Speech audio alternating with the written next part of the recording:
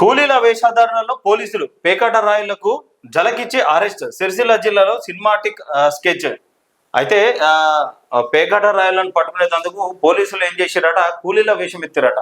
అంటే పోలీసు అవతారంలో పోతే, అంటే సైరన్ వేసుకుంటా బండ్లు వేసుకుంటా పోతే మరి పారిపోయే అవకాశాలు ఉన్నాయి. కాబట్టి వీళ్ళు ఏం చేశారట, కూలీలు అంటే నార్మల్ గా నైటీ ప్యాంట్లు, టీ షర్ట్లు, మెడల కండువా, బురద అవి అట్లా మేము కూడా ఆడతామన్న ఒక రీతిలో పోయి వాళ్ళను పట్టుకున్నారట. ఒకసారి చూద్దాం పూర్తిగా.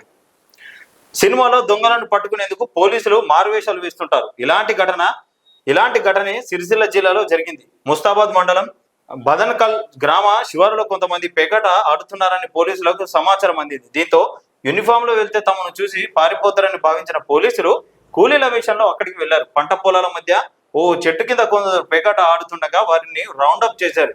ఏడుగురిని అదుపులోకి తీసుకున్నారు. దీనికి సంబంధించిన వీడియో సోషల్ మీడియాలో వైరల్ గా మారింది.